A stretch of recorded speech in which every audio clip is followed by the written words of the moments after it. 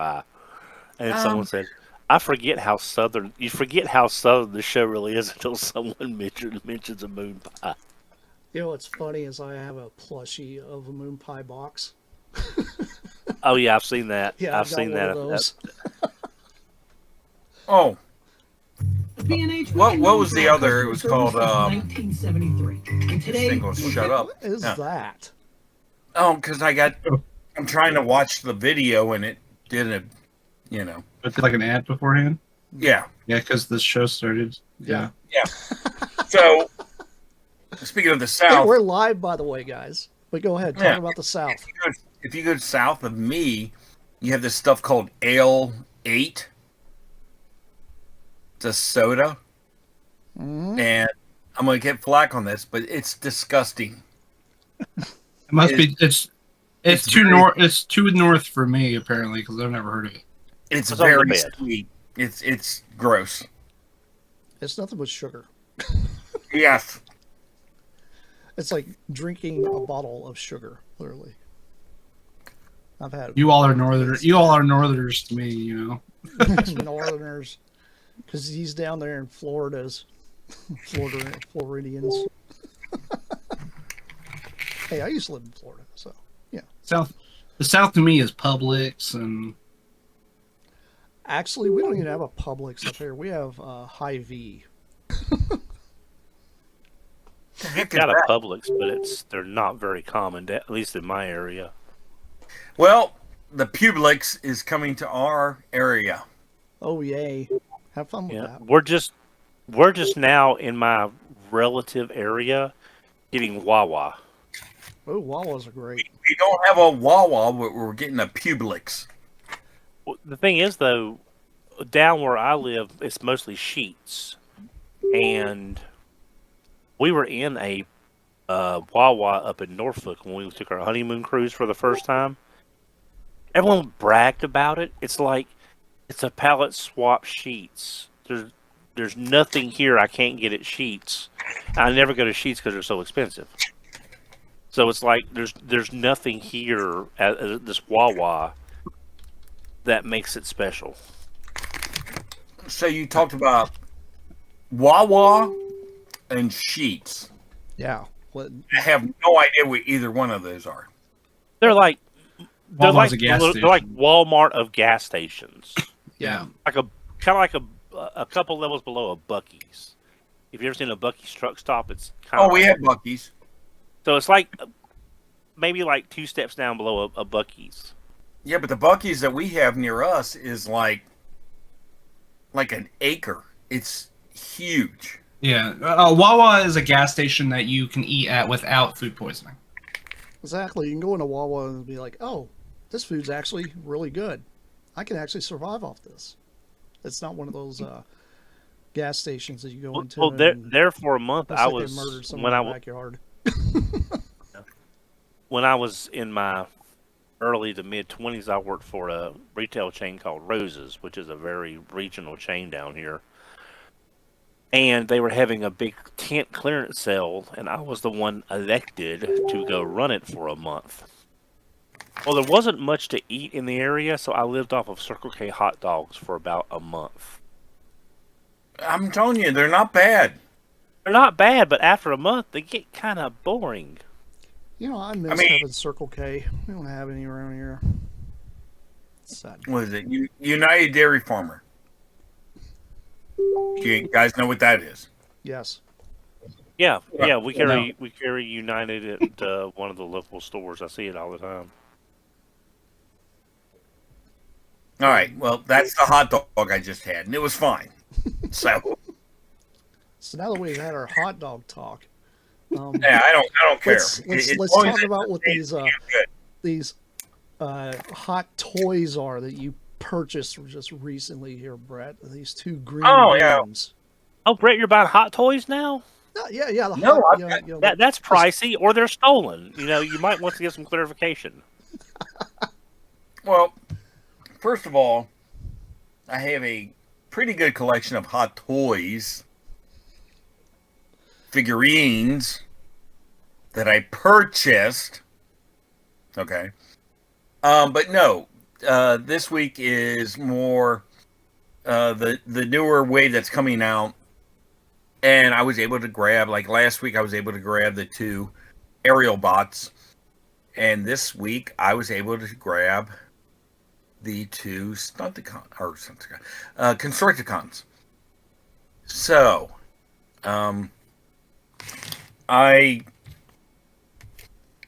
we were talking about this before.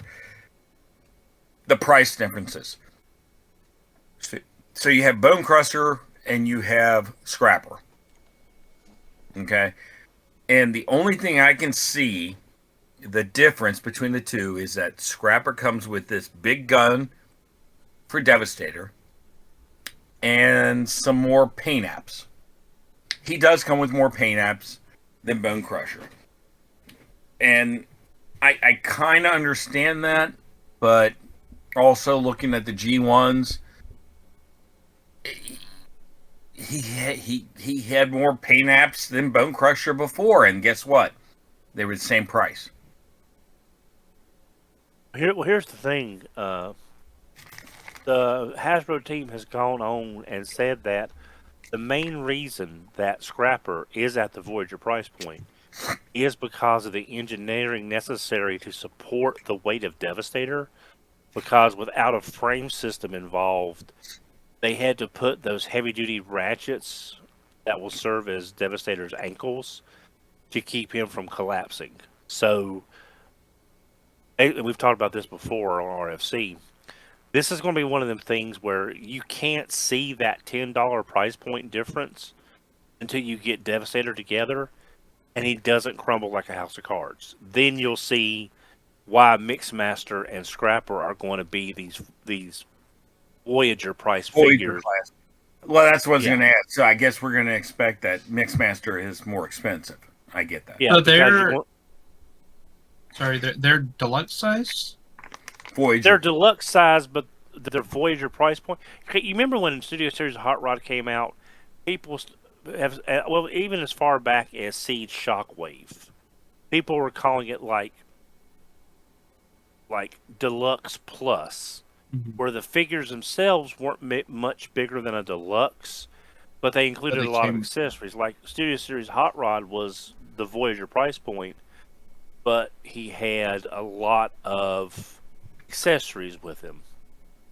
With Scrapper and Mixmaster, it's deluxe at the Voyager price point, but in this case, it's the engineering built in to support Devastator. So, unfortunately, with Hot Rod, you could see, and even as I said, as far back as Siege Shockwave, you can see all the extra stuff they put in. The recent Studio Series 86 Springer came with a lot of extra stuff because it was a heavy retool of the Siege Springer with the extra stuff to fill out the price point. So in those cases, they're trying to give us enough stuff to make it worth the $35 price point. With Scrapper, you really can't, because all that extra stuff is built into the engineering to keep him from collapsing. Well, I get that, but the first thing that bugs me is that this is actually, it is so much taken off of the Combiner Wars Scrapper, which a lot of people like. A lot of people. But the point is that money goes into engineering, and this wasn't done that way. They just copied it. And they beefed some things up, and I guess they put some extra things there and there. But for me, the $10 price difference, I get what you're saying, but I really just don't see it. Well, you're not. I mean, they couldn't. Again, I'm not saying Hasbro is. I mean, they have been completely transparent about getting. They do not want another Stunticon issue where you saw Motormaster once and never saw it again. You saw Breakdown once and then never saw it again. So they have been transparent in trying to get all these figures out roughly within a calendar year. So it's not like Studio Series Movie Devastator that was across 3 different price points in a year and a half. I get that, but you're talking about the difference between price points and distribution. Okay, distribution is Right. one different thing. All right, Right. if you have to curtail your distribution, that is separate than the price point of each individual item. So to me, Well- those are two different topics. Right. Well, no, I'm saying I'm not really talking about distribution. I'm talking about they're trying to get it out in 2 size classes versus 3 for Movie Devastator, because you had Leader, you had Voyager, and you had Deluxe. Well, so what For you're Movie telling me, Devastator. so what you're telling me is that in order to push it out quicker, they have to increase the price point so they can justify having a Voyager with a deluxe as opposed to 2 deluxe. No. That's what I'm getting from it. Sorry. Well, the Voyager price point is strictly for the engineering support Devastator, because they cannot use the frame system as they did for Minosaur and Superion, and probably going to be at least Bruticus. So they can't use the frame system for the support. So Mixmaster and Scrapper have the engineering built in to withstand the weight of the other 4 Constructicons. It's not something you're going to be able to see until you get Devastator and he sits there and you move him and he doesn't fall over.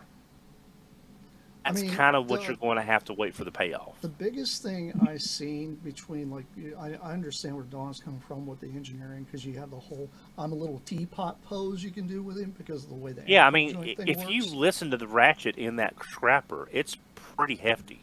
But the thing I've noticed, because I've seen a lot of reviews, I personally haven't had it in hand, but I did used to own the Combiner Wars 1, and the thing that scared me was you put him in his combine mode, and that little tiny tab that was attached to the shovel looked like it would snap if you were not careful. This new one apparently has fixed that kind of issue, where it's got like a latch versus like a little post that just sticks out. Well, I Don, mean, I Don, what? understand where he's coming from on engineering. Yeah, I think the price is a bit high myself, but I personally can't think that way. Well, across the And board. I think Don's point with the size, or with the release schedule thing, is he was trying to make the point that you're not going to see the value in each individual figure until everything is released, and then you can see No, the I value. got that. I got that.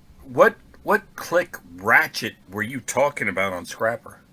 When you put him into his foot mode, there is an ankle tilt built in. That's why he doesn't have a waist swivel. But in foot mode, there is an ankle tilt that is a very clunky, like clunk, clunk, clunk ratchet. That is going to be there for the weight. And also, there's a little tab on the bottom of Scrapper. That's a locking point to keep the shovel from coming undone with the weight coming down on it. Okay. Unlike the Combiner So if Wars you- I 1, mean, I was messing with him right now, and I was moving all the joints, and there was no clicks, but I don't have him in the leg mode, so that Yeah. makes Well, sense. I mean, when you you can put it- do when it you- in robot mode. All you gotta do is pull to the one side, and it'll click sideways, Right. like he's doing I'm a little teapot pose. Right. But I'm just saying, if you put him in foot Or you mode, do like a you kind of see. It doesn't work. fusion. Oh, yeah. I'm doing it right now. And, Go the other direction with it, probably. no. Yeah, it's not going to be, since they don't scramble city. It's only really geared to go one way. Well, I just tried it both ways, so I don't want to break it. So I get That's what just you're a testament to the ratchet, I guess. Maybe it's a little too ratcheted up. I don't know. I don't want to mess it up. So, Right. but overall, I would say that the vehicle modes, Scrapper, is very good. You haven't opened it yet, Don? Bone Crusher.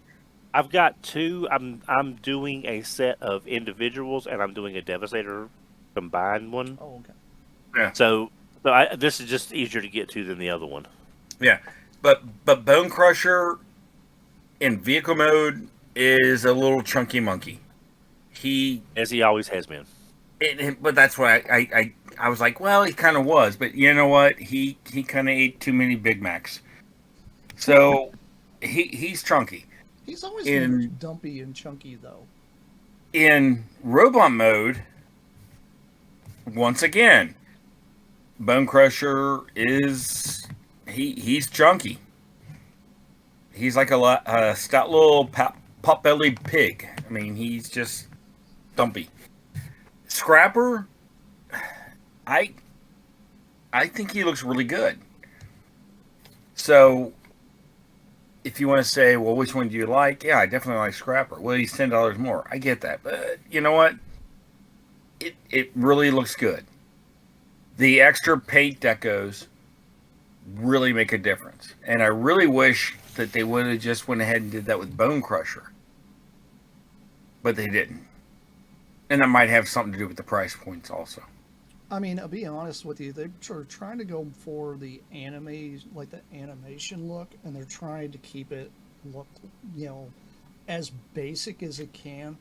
I'm pretty sure in the future we're going to get toy versions of them where they'll be more accurate to the toys. I'm crossing my fingers for G2, for both colors of G2. But if you really just look at Bone Crusher in like its alt mode, it's just a green bulldozer. It never really did have very many paint apps, and even in robot mode, it didn't have a lot. And honestly, Well, even one reviewer even said that when you transform it, that there should have been a Decepticon logo somewhere that you could see in the vehicle mode, and there isn't. So it's not yeah, on the shovel. No, it should be, but it's not. And that's exactly what You're saying on Bone Crusher? What you just said is exactly what they said. Bone Crusher should have a Decepticon symbol somewhere towards the front in the shovel, and it didn't. Yeah, because all of his, I assume these are the pre-production pictures, at least, that are on websites that show the Decepticon symbol in there. Sorry, I meant Scrapper. Oh, Scrapper. Oh, Scrapper? It's Scrapper doesn't. No. No, Scrapper never had that on his shovel. It should have been like maybe on like the back area, like on one of his legs or something. If I'm looking correctly, no. It was Scrapper. Scrapper does not. I don't know. All I know is that they could have, if they didn't want to put like an actual insignia, they could have put rub signs. How hard is it to do rub signs nowadays? It actually would have been pretty cool if they did that. The other thing is, and this is nitpicking because it didn't bother me at all. For some reason, all the bone crushers, their insignia is shifted slightly to the right. And I haven't really figured out why, but if you tilt it back in robot mode and look at his head, they definitely are shifted to the right. Sorry, left. His left, your right. How's that? And I don't understand that. Was it a quality thing? I don't know. But I mean, Don, you can even look at yours. You'll see that they are shifted to his left. And I don't really get what you mean by shifted. Like, look at the It's not insignia. It's not actually centered. It's like off center slightly. Okay, all right, I got you. Yeah. I mean, it's a tiny bit off center, but I mean, at that level of trying to get, I mean, it's one. It's not really until you pointed it out. I never even noticed it being just. Well, I'll be honest with you. It's even like that on the pictures on websites Well, too. It is, but You here's really stare at it. I can confirm. I didn't notice it either until the guy that was doing the review said it, and I went, "Oh yeah." So, It's like a couple pixels off. Like, it's. it really is shifted, like just slightly. Yeah, But from what I gathered, MGO and that toy guy, because I watched both of their reviews recently. They also have them in that issue too. Like that's apparently across the board. So that's something that is just you're all gonna have to just live with the fact that that thing is off center. I don't. They might end up fixing it in a secondary run, but I doubt they'll even do a secondary Well, run, considering here's they're the just thing, trying to though. push them all out in 1 year. How many people are going to be keeping this figure? I mean, people may be doing a second set. Like you. Yeah, but I didn't do that for the Stunticons. But the Devastator is of kind of a special case. But how many people are going to How many people buying just one set is not going to be in Devastator mode the whole time? So I mean, No, it's I really, get it. I 100% get it. So, with that being said, the prices on these two, the engineering that's involved, would I pay more to make sure that it's better in combined mode, which I just did? Yes. So paying more for Scrapper because of the combined mode and the extra, beef that's on him or whatever it is engineering, I'm okay with that. I get that. My whole thing is, I just hope the quality is there. I mean, when they made the Combiner Wars one, I know the U.S. kind of skimmed out on giving elbow joints to a lot of them and not giving them their own pistols. Since they decided to give them like their own pistols this time and gave them the appropriate elbow joints, because we don't want another long haul with sideways elbow action like Thew made fun of. But Yeah, but the thing is, they're gonna be nice. That's all. the thing is that you're also doing it at a similar price point, but he is about 15% reduction in height. Well, they're trying to make them like, I guess, scaling with everything else a little better. Correct, but I can tell you right now, and I said this before, my Combiner Wars Devastator in Devastator mode, I love it. I don't care how big he is, but it looks great. So for me to buy these, it really is. I want to see what the function is. Do I have to buy another kit to make it good and stuff like that? And unfortunately, that's going to be one of those things that you've already started buying these, so you've already bought into it. You wait to the end, put it together, and then see, okay, do I like it? Do I not? I mean, how many times have you seen people all of a sudden, they'll sell, even with Minosaur, they'll sell 4 of the 5 bots because they were going along. They saw a review, went, ugh, I don't want that. And they chuck it. And I'm willing to take that risk, but I think these have some merit to them. But do I think that they're going to outperform the Combiner Wars? In my opinion, especially with the add-on kit, that's a tough hurdle to pass. Well, they designed the Combiner Wars Devastator. I can't remember who it was. My brain wants to say Hasui, but again, I do not know for sure. That's just what my brain wants to say. But they wanted that Combiner Wars to be the definitive version of Devastator as the Titan, pretty much. Well, and as But far again, as that was almost what? right now, it is. Yeah, but that was almost what, 9 years ago? Yeah. If it isn't broken, don't fix it. It was a long time ago, yeah. Right. But it can be closer to what they're shooting for in the Studio Series line now versus what it was then. It could be, but I mean, also look at, what is it, Power of the Primes, Predaking.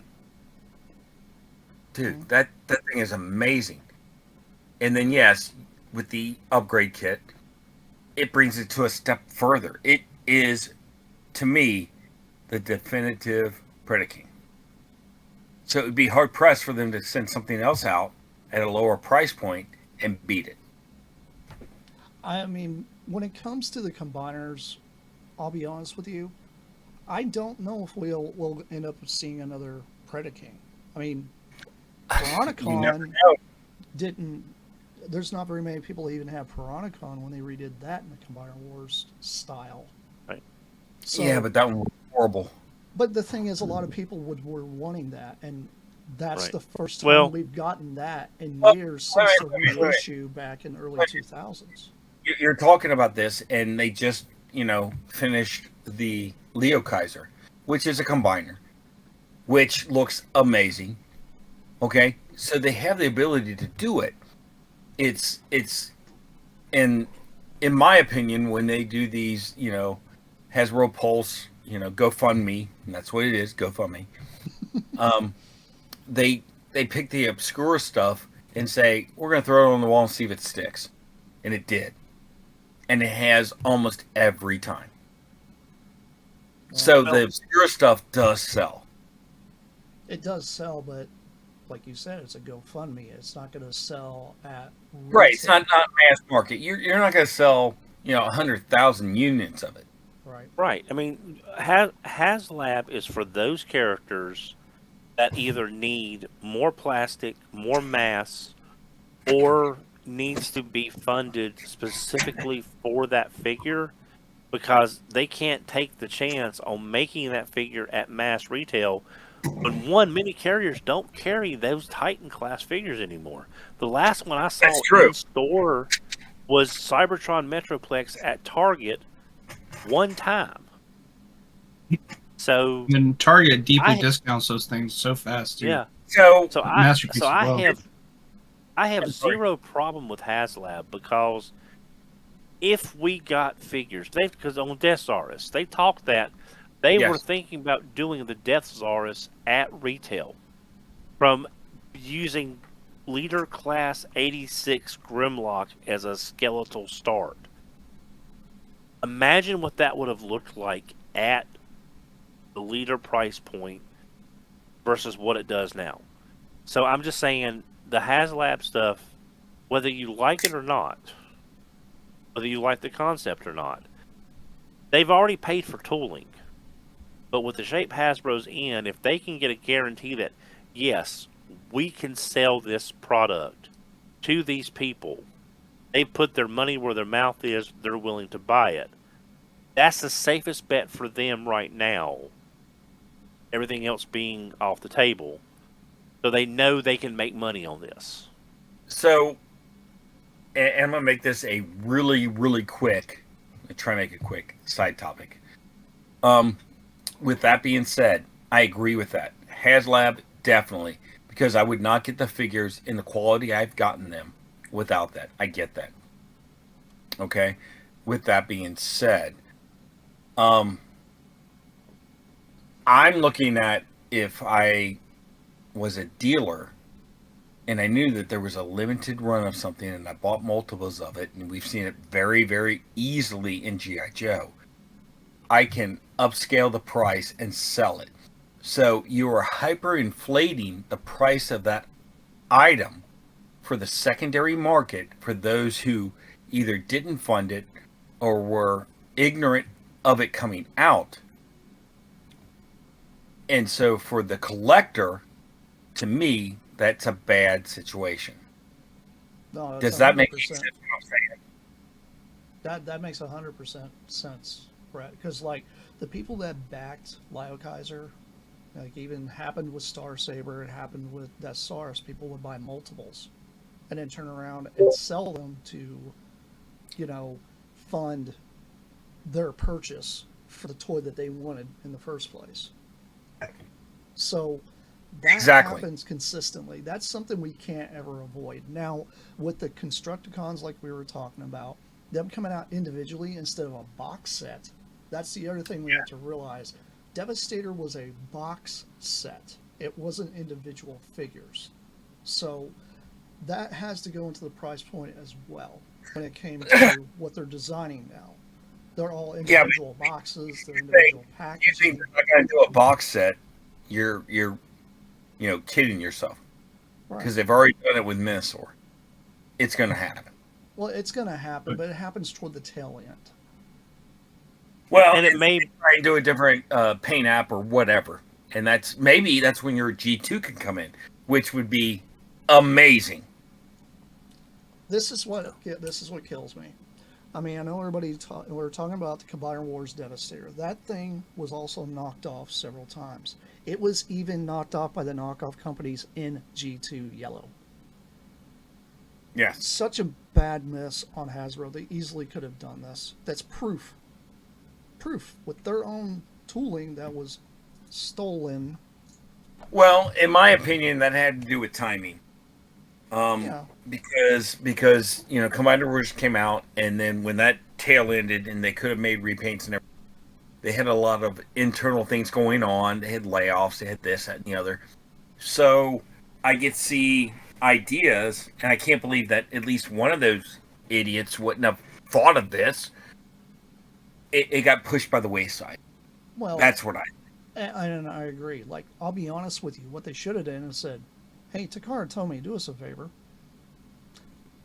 Release this thing in 3 other colors: yellow, here's the thing though. orange." You I have don't know to, if Takara cares about G2. yeah, you have to look at G2 was not. If you watch Chris McFeely's The Basics on Generation 2, which I implore everybody to watch The Basics. Chris is a wonderful guy. The Basics is informative and it's fun. But he tells you in the Basics on G2, it did not do well in Japan. The Well, line it lasted. was a U.S. idea for the U.S. market. And most But of the it's still stuff was sent Transformers to Europe. in Japan, and it just didn't take off.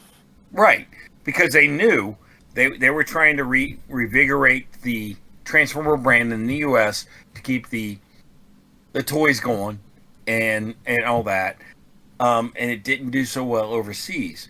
So I get that, but Well, still, I heard it did good in the UK. It didn't do these are good. easy remakes that they can make money on, and they didn't. And also, put into the fact of what was going on internally with the company, it kind of makes sense. They had bigger fish to fry at the time. Yeah, I mean they really didn't have the money to put into as far as U.S. Hasbro goes. Yeah, there's a lot of vocal people that would want a G2 Devastator, Sure. but you have to look at it from Hasbro's standpoint in that fact that this was a very expensive set to make. Yeah, we could rerun it and get another use out of the mold, but how many total people are going to actually buy a second set or Exactly. buy these colors, even if it's a lower production cost? There may not be the Profit margin. enough people to buy it. You're looking at profit margin. Exactly. And that's where they make it a if you Pulse sold- exclusive. Well, if you sold, I don't know, 10,000, 100,000 of these items, but you recolor it, how many of those 10 or 100,000 are going to buy a second one? That means that your And how many market people dropped. Yeah, because G2 is not, as much as I love it, as much as all of us love G2, would agree. It is not a big thing for people that weren't there. It People is a have- very pe- niche market. Yeah, Well, this And is the there's- and- thing that I think a lot of people need to understand, and we're already seeing this, with Armada and such. There Yes. are the younger generation that are getting into them. Some of them remember Generation 2 more fondly than they do G1. And Right. Is we that have but to is that a remember- viable market though? that's the thing. Like Did you're you- saying, is yeah. it viable? It must you be look- because could- look at how many times the G2 Stunticons are hard to find now. Like, I have not seen any in my area ever. Let me They ask you go this. away fast.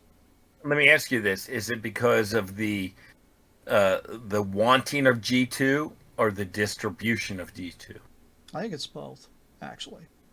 Because So, if you limit the market, demand goes up. Supply and demand. well, that's where It's just like we were talking about with Armada. Okay, So they started re-releasing Armada, and that's great. And that's someone's G1. All right, and I get that. We've talked about this many times. But also think about the time frames of these things. You had why doesn't people talk why don't people talk about Machine Wars? Because the time frame was so small. Well, guess what? G2 wasn't much bigger. Yeah. That's very So true. we're looking at it with a certain amount of clarity because most of us were there, and it means more to us because not just nostalgia, We saw it. but yeah, but what G2 did, basically, as Chris said in the video, Generation 2 created Generation 1 and gave it that moniker that we still use to this day. Hmm. That's true. Technology advances made in G2, like the Cyberjets, Yes. went forward into other shows. So G2 Esports. has its place. Exactly. But in terms of profitability, it's a very niche market Hmm. that we in our head we think it'll work, but we don't know what numbers they have to look at to say this is enough money for us. I want to use a phrase that I'm going to borrow this from Bobby Skullface. The juice isn't worth the squeeze. It's funny you should say that because the other thing that people don't take into account is this goofy stuff called reality. Um, like during certain times when the price of oil goes up or the price of plastic goes up, Kind of like during the fall Cybertron era, 2012, it 2013. well, so if the price of those toys go up The and dark there's days. less distribution, you have more demand than supply. If during the downtime, and trust me, as much as I love G1, dude, they made boatloads of those toys. They made tons of those toys because it was cheap. It was cheap at the time. The problem is that, we're talking what, 40, 40 plus years later, you know, they wear out and then people want to find the best ones and that's why they're relative. Or, I want to have that nostalgia of the first one that was ever made or whatever. But then you move on. Okay? Then you move on to G2. G2 was a very short time period. So the only people that you have that, in my opinion, are really collecting G2 are those that went through that time frame in the 90s, or those that were from the 80s that would continue it onto the next one. And of course, there's people that will do something different, but you see what I'm saying? Yeah. The market is smaller. Mhm. Like I said, just ask anyone, hey, you know, do you like Transformers, Machine Wars? And they're going to look at you funny. Oh, do you like Transformers Beast Machines? They're kind of going to do the same thing because it was a very shortened window between brands. Yeah, I agree. Like that, we when it comes to that timeline, it's understandable why we probably won't end up getting certain things. It's like when BotCon did a few of their exclusive box sets. They did one for G2, they did one for Machine Wars, but they mainly revolved around like almost like a well, they were all thematic. They all had a theme to them. And Right, and also go ahead. also remember BotCon was kind of hamstrung by what Hasbro would let them use. That's very true. What So they if were allowed to use, correct. Yeah. Yeah. So if you look at the entire history of BotCon, all the way from when John and Carl started, all the way up to Fun Pub in St. Charles at the end, or wherever the last one was, it's amazing. So many of those sets are as cohesive as they are. It's like the one that has Cybertron's Most Wanted when they used the swerve to make that one version of Megatron. The toys themselves make no sense. But when you read the fiction provided with that set, everything comes into clear, and it's a lot more cohesive set than people would think on the surface. Hmm.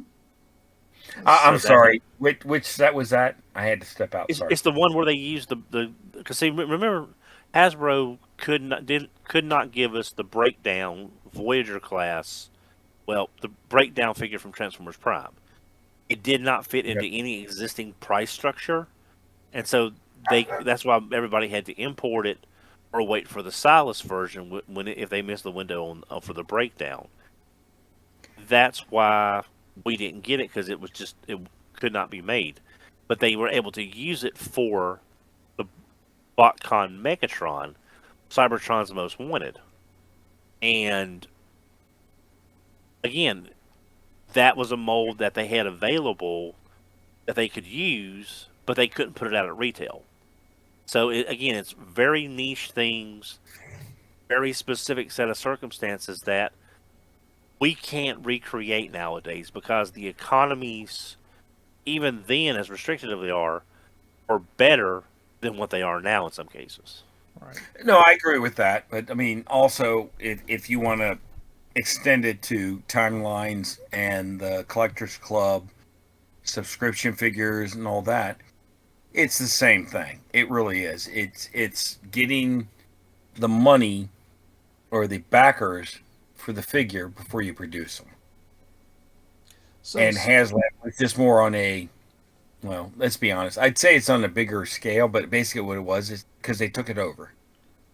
yes. They took the same formula that Bakon did and said, we're going to do it on our own, and we're going to make it HasLab. So I know we were talking about a little bit of, well, Don was speaking about the lore dealing with those sets.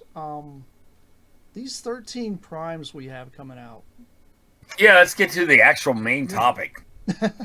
although we've talked for, about 42 minutes about this, but that's okay because we did want to talk about these 13 primes.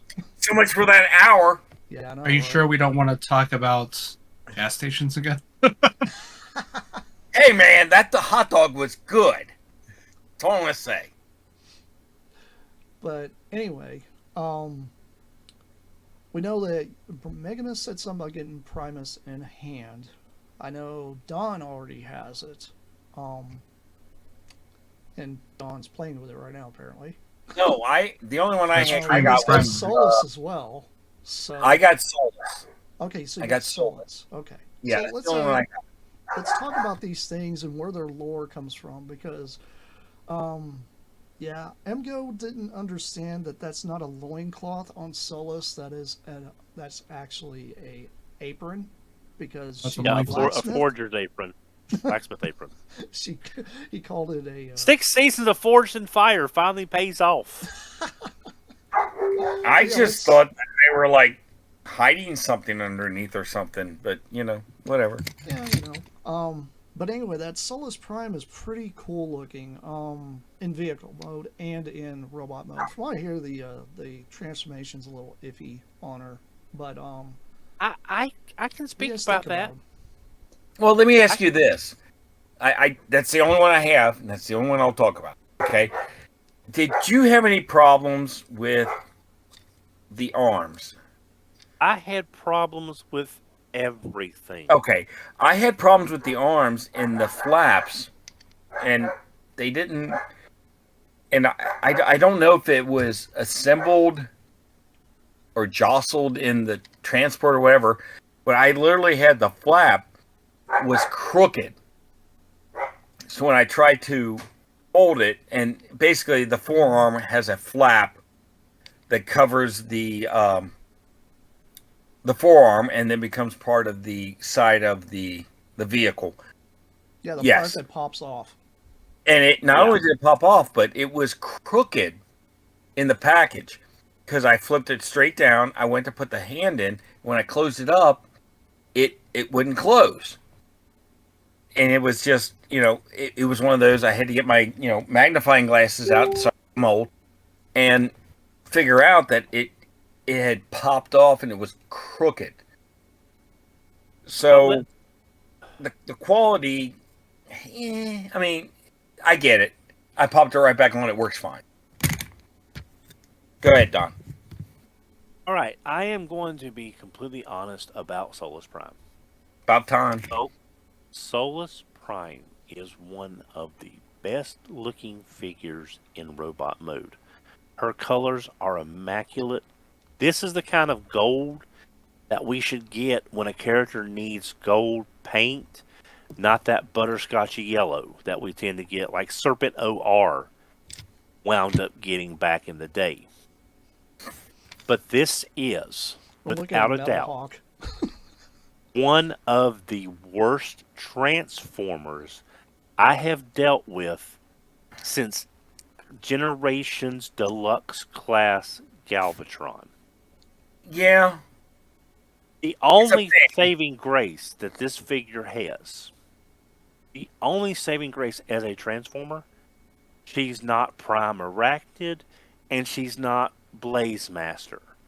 That is the only saving grace this figure. The ankles pop off. The mushroom pegs pop off.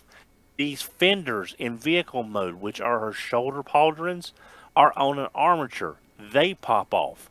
The arms are impossible to line up without that little part at the door that I just showed popping off. It flies off. There's not enough mass in this. Well, let me rephrase that. There's too much to do in this figure for this deluxe price point to handle. The clearances and the tolerances are absolutely abysmal. This figure will live in robot mode when I get her transformed back, and she will probably never be transformed again. That said, it's a gorgeous figure in robot mode. It's an absolutely lousy transformer. It's funny because I have mine in robot mode. For that reason. Yes, ankles are great. Ankles are terrible on mine. If you mine go to turn are great. them if you go to turn the ankles as it shows to transform, they push themselves out of the mushroom joint. Mine didn't do that, but the thing I noticed is when you get in vehicle mode, you know, you have I'll call it an apron now. I called it a skirt before. I'll say an apron now. That you have to flip them up, flip it around, so that the two outsides are on the top. Don, you know what I'm talking about? Yeah. Yeah, and you flip it around. It just looks stupid. Yes, it looks stupid in vehicle mode. I don't understand why they couldn't have made it more cohesive in like a mold. It's the deluxe. The character, and again, if you want to, again, Chris McFeely has done a basics on the 13 just this past week or two. So that way, if you want to know about the history, the aligned continuity, how they started showing up through Transformers Prime, referenced in the movies, that's where they all came from. Is they were going to be basically the pantheon for these were the first 13 Transformers created by Promise. Then it goes from there.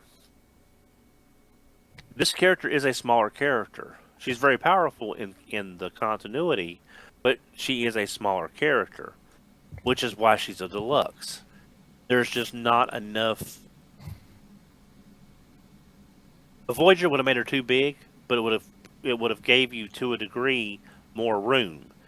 But that isn't always the case, because I have Prima Prime, and he has some similar issues. Well, first of all, you were talking about how she was the smallest and this, that, and the other, and she was powerful and all that. So I just want to say, don't underestimate the little guy. Oh, no, definitely not. You got a hammer. Mostly you don't know. I guess I'm the little guy, but you know, it's my butt. See, just now I'm turning the ankle, and it completely just. Wow, mine doesn't do that. Well, XV on RFC said that it could be the way it's molded. It's really only geared to turn one particular way without popping out because of some clearance issues. So turning it the other way, it should work, but because of the micrometers involved, it pushes itself out. Something along those lines, but Well, I mean, It probably just I tested to be a little bit outside of the correct thickness or something like that to cause and you that. say that, I think Well, Bob yeah. are just a little bit outside. yeah. So I mean, tolerances, I get all that, but I mean, mine, you'd say, well, yours is fine. Yeah, it is. It it's fine, but overall, transformation to me sucks. Um, when you finally have the satisfaction of getting her into vehicle mode, I'm going to tell you, I was disappointed. I did not like the vehicle mode at all. Like I said, I felt it to be that it just didn't, it wasn't cohesive. I know I keep saying that, but it wasn't. It's not. It's a Cybertronian mode that vaguely looks like something Yes. that you can recognize. Yeah, it was vague. It was not specific. And so then you put her in the robot mode, and in my opinion, I don't know about you, Don, I think she looks really good Oh, for a I think robot representation. mode is even though there's not a lot of paint, the paint is applied well. It pops against that purple, and it's not really a shockwave purple. It's No, it's dark. It's darker. Yeah, like when it comes to transformations being finicky like that, the last toy I had that was that finicky, that I absolutely could not stand transforming. And this is a very long time ago. That was that the Fall of Cyber, no, the War for Cybertron Prime, the bigger one, because that thing's joint tolerance was, I did not like how that thing fit together. It Well- was the biggest train wreck of a transformation as far as I was concerned. I liked the War for Cybertron because it was small, simple, and it did the job. But the Fall of Yeah. Cybertron one, I just wanted to throw that thing against the wall. I didn't get the new one that came out, but I didn't care to because I was already put off by the previous one that they had put out. And How many figures are how many figures are in this wave? in the first wave of deluxe is just Solus Prime, and then Prima is in the first wave of Voyagers, Okay. and then Well, you've and got the you- leader, and then you've got the leader class Megatronus, who I just haven't had a chance to open yet. Okay, I'm still looking for him, but I have 6 of the wave. I have 2 aerial bots. I have 2 Constructicons. I have Waspinator, and I have Solus. So, looking at them, the tolerances on the others, in my opinion, are way better than Solus. how's She- Vector Prime's tolerances, though? I do not have that one. Dawn, Vector do or you have Prima? Vector? Vector Prime. Yeah, I haven't changed him in so long. I don't really remember, to be honest. Yeah, I've got Vector and what's the other one? Megatronus on pre-order, so I'm waiting for those. But I'm just saying the others are really solid, and they have their quirks, which I've already talked about the aerial bots, and I just talked about Constructicons, and earlier on I talked about Waspinator, but they're solid in both modes. There's things I don't like, but they're solid. For her, it's really the transformation, and it's not even the panels. I get it. Panel transformation, I get it. It's fine, everything. But when you have stuff like what Don just showed, you have her it just shoulder pops. covers. Yeah, it's Her shoulder covers are like the wings on Pterosaur from Yeah. Buzzworthy Bumblebee and from the Golden Disc collection. How his wings would just fall off because it's just a friction pivot. Same thing. which means if you sneeze real hard, you got to pick pieces up. Yeah. And I mean, that's what I'm doing now because I'm beside Hank's litter box. So I'm hoping none of them went in his litter box. oh, I just thought you sneezed. No, I was actually just transforming it the way you're supposed to, and both of these shoulder covers went flying. I found one. I haven't found the other yet. Look under the poop. You're gonna have to go grab the kitty scoop. That's the last option. Get that pooper scooper and find it. But yeah, here is robot mode minus one of the shoulder covers. She's gorgeous. Yeah, that's what I have. It But looks getting her great. into vehicle mode is not. Here's a Venn diagram. Great looking robot mode, vehicle mode. There's no Venn diagram where it's fun getting from one to the other. No. I think that's where a lot of people don't understand when it comes to like why I personally kind of got out of a lot of the modernized Transformers, especially Masterpiece, because some of them insanely finicky. Like, I don't like it taking more. Like, I'll be honest with you, I can transform the G1 Fortress Maximus or freaking Scorponok, Triptychon, any of those, pretty much within what, about 3 minutes? 2 minutes, something like that. That's with putting on the parts. Some of these that are new sometimes take about 10 minutes to figure out. And then once you figure it out, like Don's having problems with things popping off. There's no reason for any of this quality control to be this way. This is not good. I don't think. Now, again, when you have manufacturing on this scale, there's going to be variances inherent in the machine. Through natural vibrations and natural run times, stuff is going to happen. But I think this is more of a design issue where it's trying to do too much at the price point it's at without the extra mass. I agree with you because case in point, you had all these issues with yours. I didn't. But we both had the same issues. So it could be a definite, your mileage may vary. You may get Solus Prime and she's fine. But I think those tolerances on that panel are just off. I really do. Because it pops off every time. Unless you completely pull it out, put the fists in, transform it, and slowly put it together, you might get it not to pop up. It's kind of like Mach Kick. The easiest way to transform Beast Wars Mach Kick from Japan is to pull him apart at the waist. No, take the panels off. No, I'm saying pull him apart at the ball socket waist, transform each half, and then stick him back together. Yes. Okay, Cybird, you got to say something about this. Pick it on your Beast Wars there, man. I'm just saying, it's Mach Kick. I mean, Mach Kick is Tell me special. I'm wrong. He gets a pass because he has pretty hair, okay? He's the Fabio of crap. He's one of the most interesting figures ever made, but he's a mess. The complexity that they put into it to make him transform. Neo or second?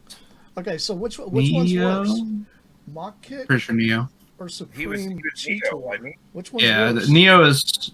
Neo had more. I mean, Supreme. I will come Supreme Cheetor is, and I will beat you with your own hat. Supreme Cheetor? Really? We're going to talk about that? Don? Do I need to even refer to anything? No. That's what I said. So I imagine that these primes outside of, because we've seen 5 of them. No, 6 of them. Because out so far is Solus, Prima, Megatronus, and then Star Convoy is coming. Vector's out. I don't know. Is Are he they out? considering I Vector? thought it was just listed. Vector Prime's been out. Vector Prime is. Yeah. Are they considering him part of this? Yes. Yeah. Yes. Yeah. All right. So Vector Prime is one of the 13s. In order to have him, you would have had to have already bought him. Maybe they're going to re-release him in the packaging now. He's not hard to find. I mean, it wouldn't surprise me if they did. Yeah, I mean, as good as that G-Axis mold is, a lot of people have some issue with Vector Prime just because they didn't do enough to make him not look like a G-Axis remold. It was just the legs, from what I heard. Really. Yeah. But then there's so Star Convoy, and then coming up is Alchemist Prime, and Onyx Prime. What you want, Onyx Prime? I don't know if I do. With the QC issue? Onyx Prime, he has a Centaur mode. I mean, come on. If they put a Predacon symbol on him, I'd be forced to get him, but I don't think he does, so definitely we'll skip him. So what we need to do is put he doesn't together a do a whole lot. poll, get hold of a bunch of Predacon symbols, and send these to Cyburns. That way it forces him to get this, so he can just stick a sticker on there and be done. See, I have a very strict collecting rule when it comes to what qualifies as a Beast Wars figure and what qualifies as not being a Beast Wars figure. So you have a rule that you're willing to break. Got you. So they have to have either Maximal or Predacon symbols, some variation of them, or they have to be a repaint or remold of a Beast Wars character. And that is what I identify as what I collect, according to Beast Wars. So I'm going to find the most obscure figure, slap a Predacon symbol on it, and send it. And you you'll want be to send like, me free? yeah, if you want to I'll send me do it. free stuff, if you want to send me free stuff, I'll take free stuff. You don't know what it will be in that box. Okay, so this is my so question long to as I ask you can open then. it. And I got a question to ask you then. Do you have Thrust and Thrust and the two from Beast You Wars talking about, Neo? Oh, Thrust and Thrust and Dirge. Dirge. Flipjacks. I don't have them yet. I mean, I need to get them. I don't Because have they them. have Predacon symbols.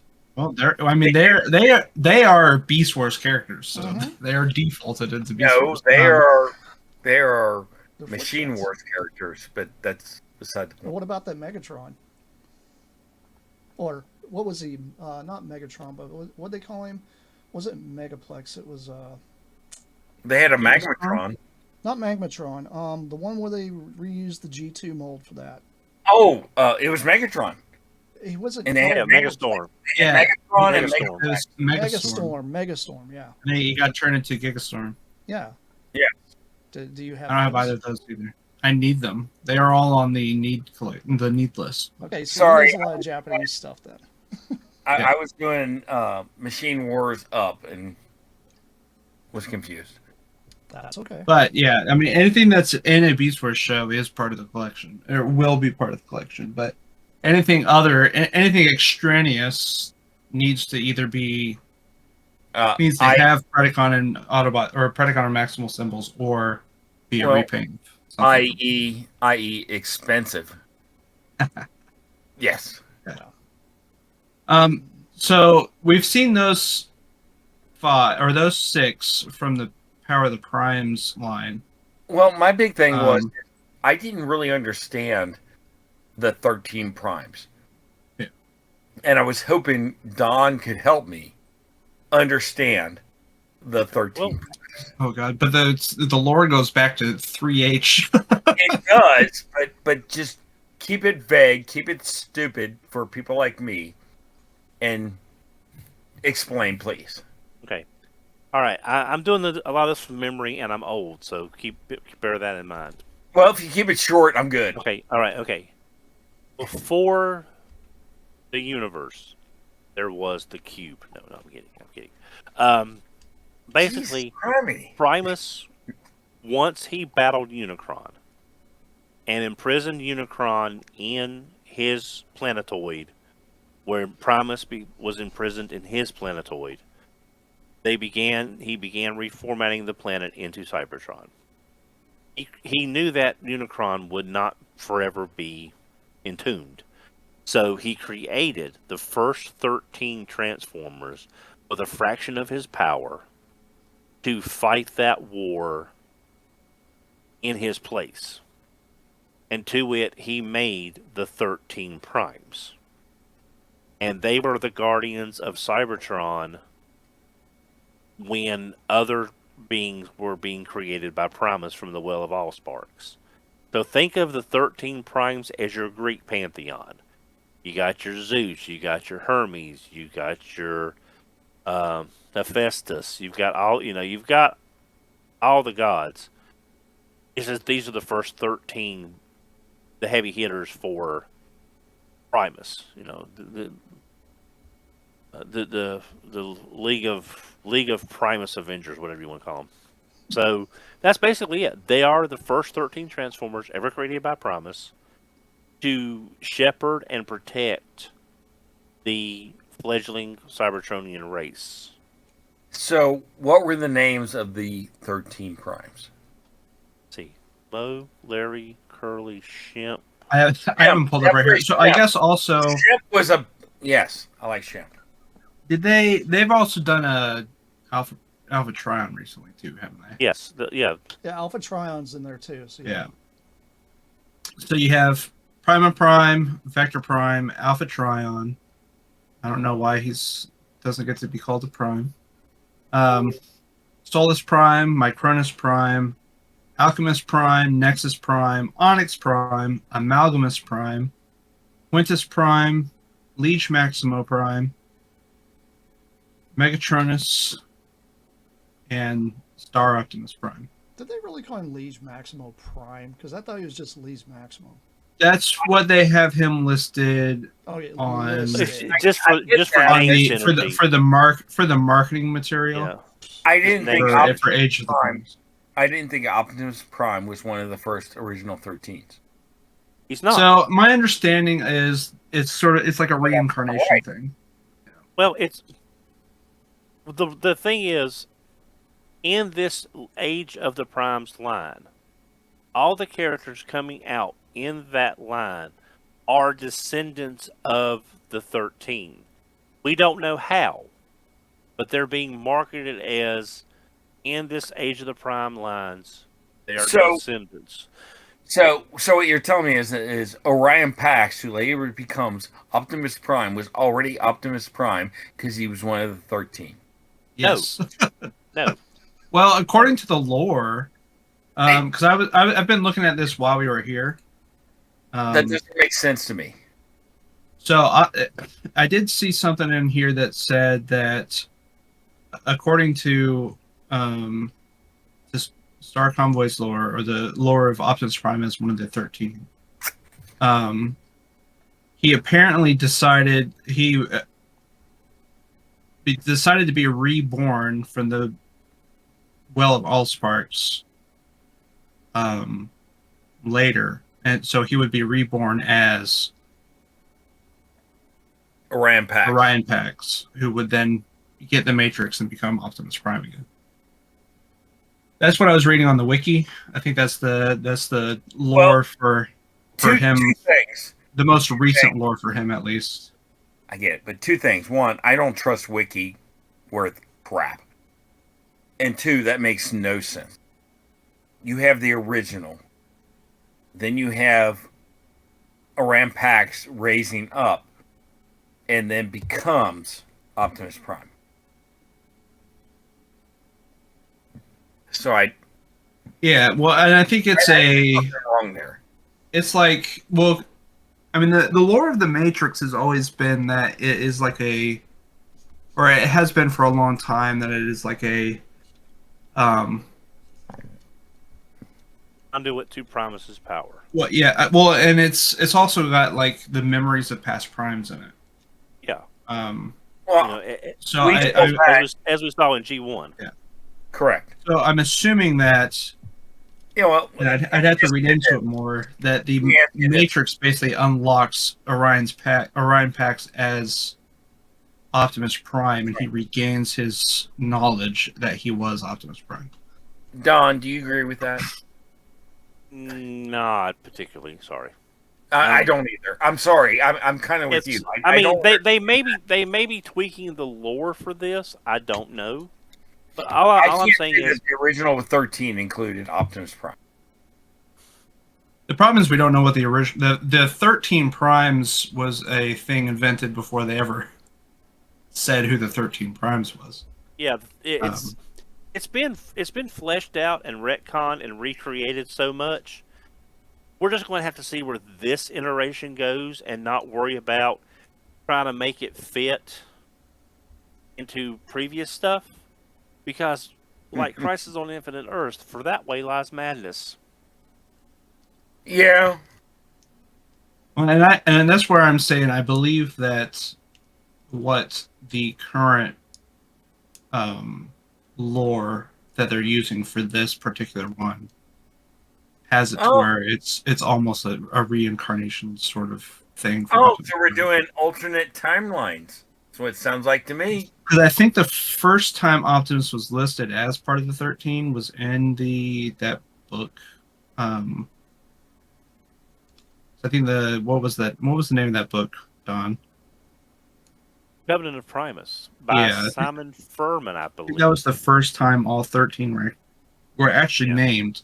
And I think that was the first time Optimus Prime yeah, was yeah. revealed as part of Again, the 13. go watch Chris McFeely's The Yeah. Basics on the 13. It'll solve everything. Every question you got about that will be solved by that video. Or it will raise like 100 questions you have.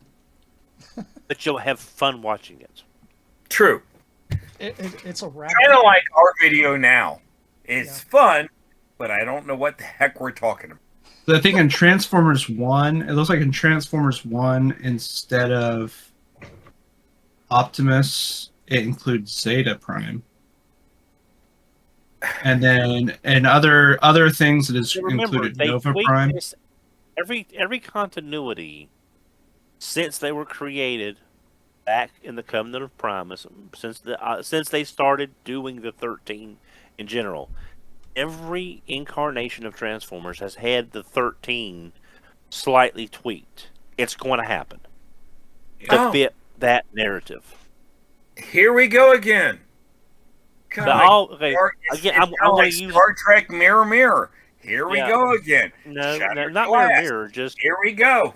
it's like X-Men.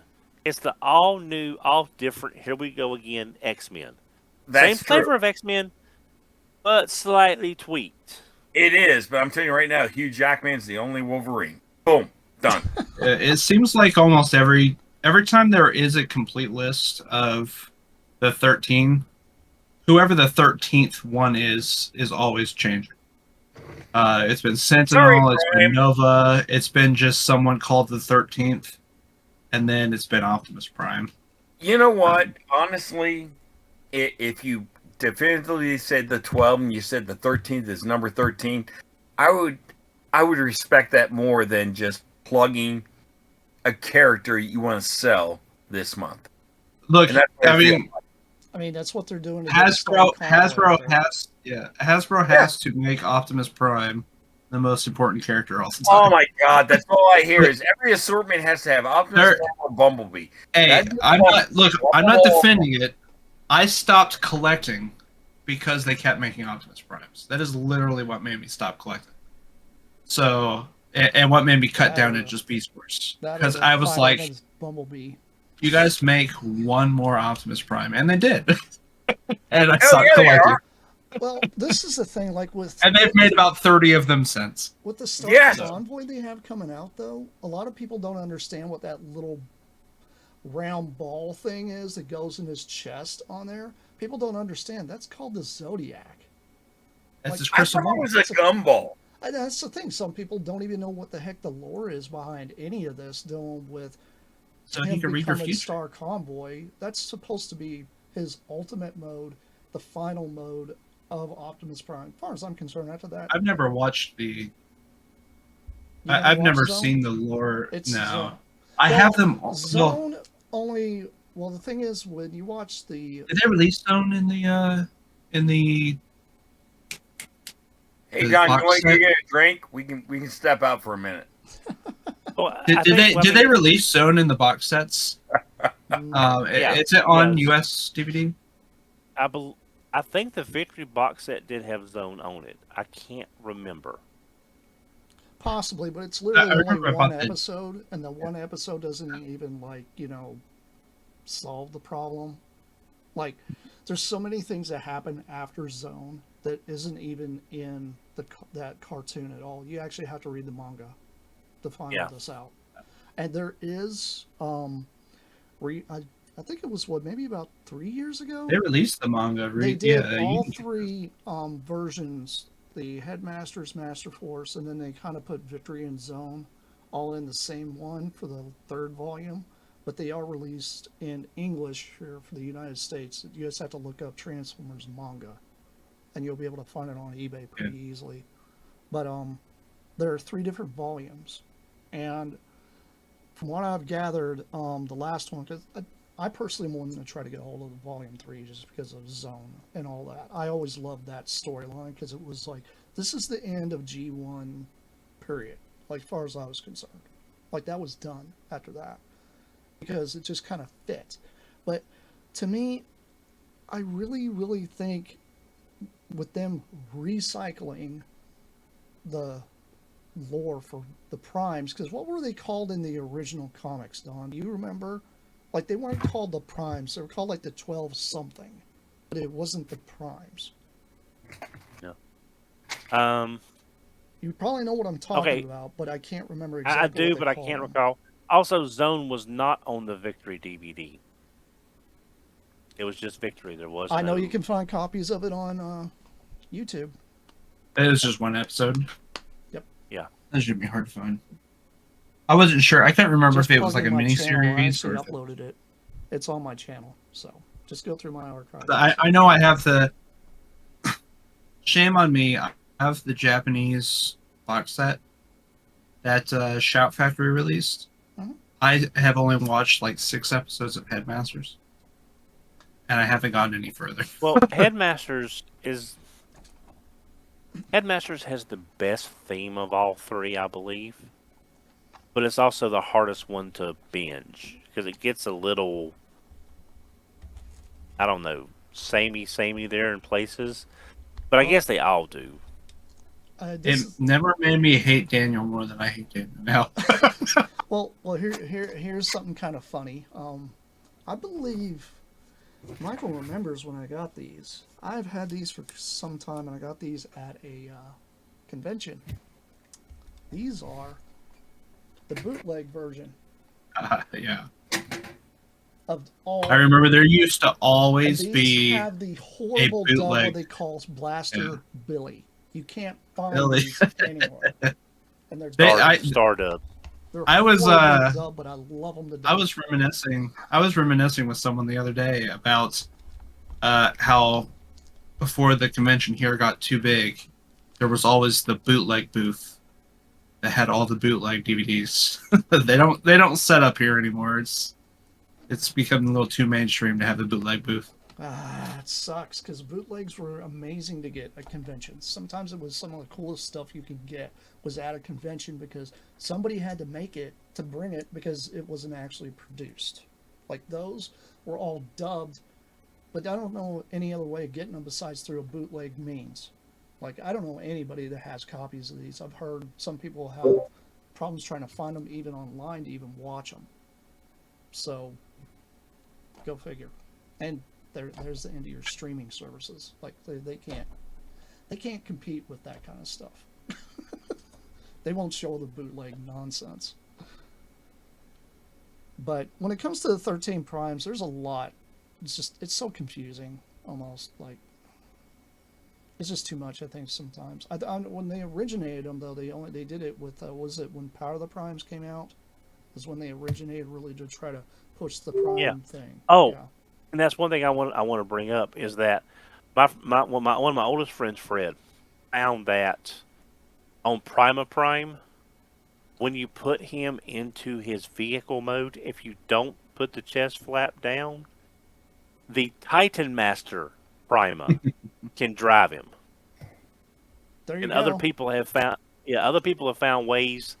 I think on Megatronus there's tabs in the tank mode that you can put Titan Master.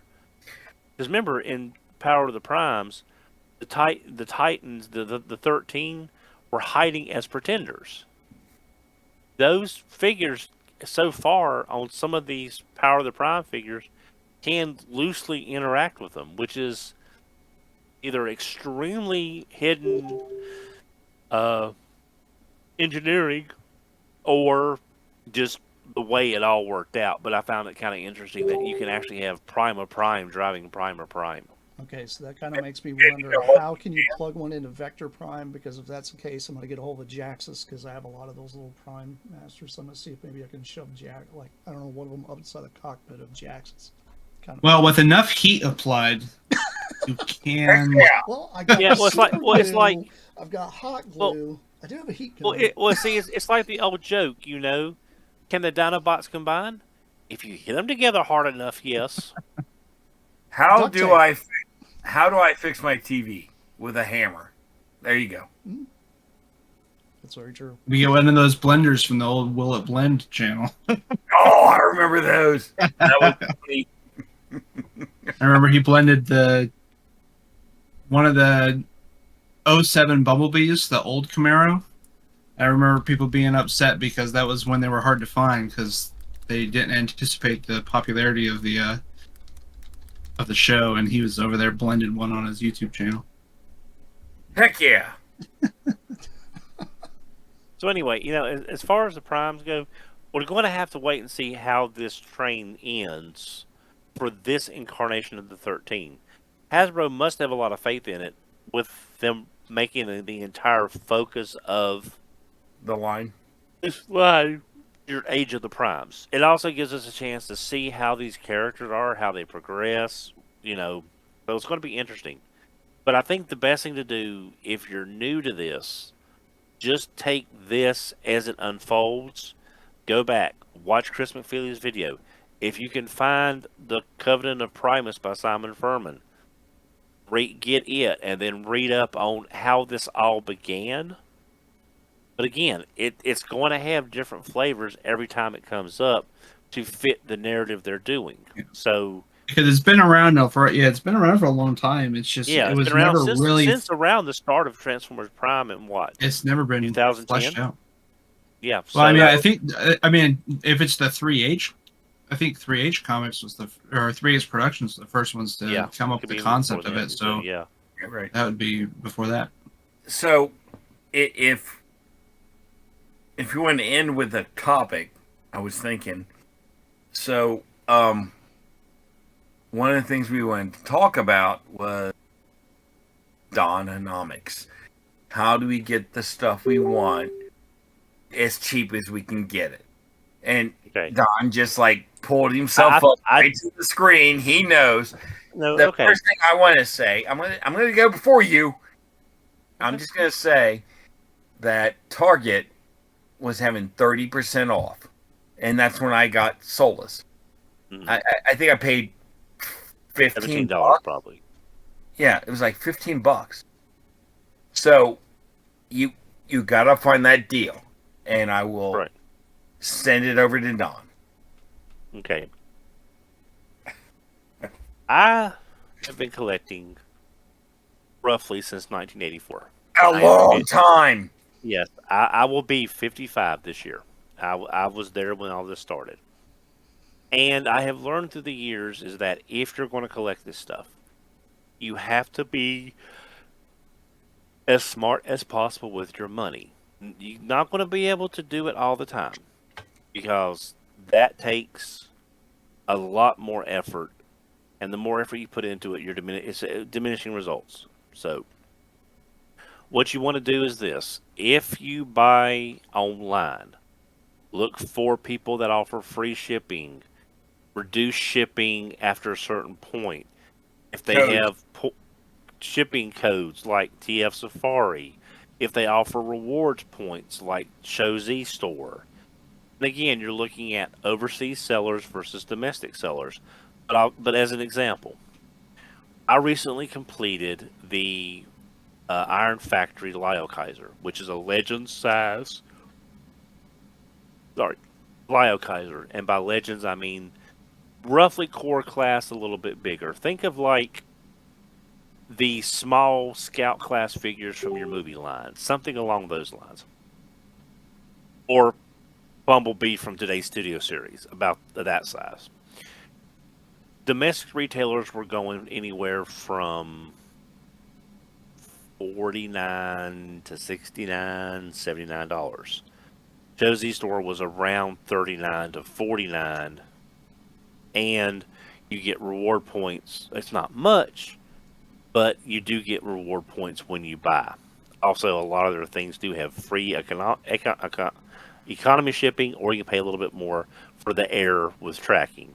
The Surface has the economy shipping still has air with tracking. It's just not a priority on their planes. One other thing you can do is, as Megamus said, look at your sales. Okay, you can't wait for all the sales all the time, but follow people. Like, there's a host of people on Twitter and Blue Sky that are Amazon affiliates, or they're affiliates with other agencies, and they'll post deals as they come into them. That way you can see, is there a price drop? Is it something new? Is it hit first? Is it an older thing where there's a price drop? Now, I created a system what I call Dononomics, is where I try to get what I want as cheap as possible. It takes a lot of effort. I'll be honest. It takes a lot of effort. But what I do is, if I buy something at regular retail, okay, I save the receipt. If it goes on sale, or if you find it cheaper elsewhere, you may be able to get the store to price match it. I'm gonna say this. There's a difference between scalping and reselling in my personal opinion. Scalping is when you buy everything available, leaving none for anybody else, and then selling them. It's fair game. If it's out in the wild, it's fair game. Okay? We all know that. No matter how you feel on the subject, it's fair game. But toy karma is real. I've seen it happen before. I'll see it happen again. For example, when Toys R Us was around, I found a hover tank driver from Star Wars Black Series. That was a Toys R Us exclusive.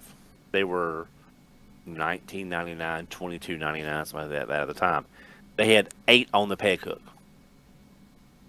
I bought 2. I did put them on eBay. They were going from 50 to $60 plus shipping. I priced mine at $39.99 with shipping. I sold them. I made about $10 to $15 a piece. The difference is I left the other 6 on the shelf.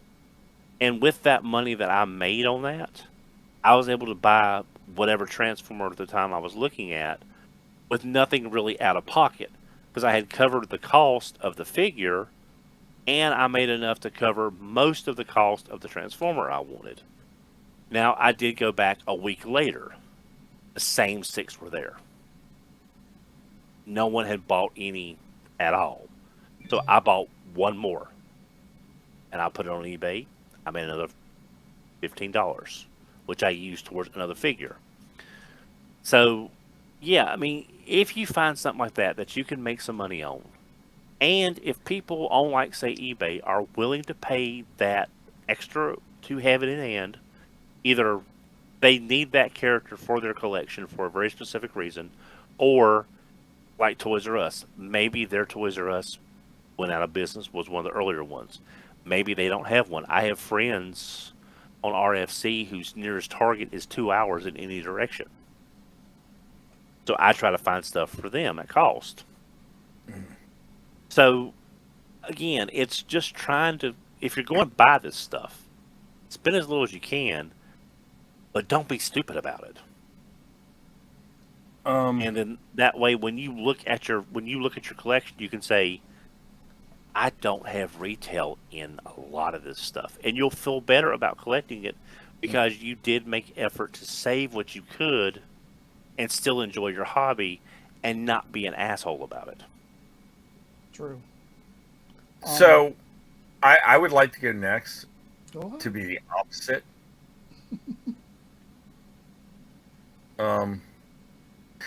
So listening to that, yes, I have done similar things. But here's my thought.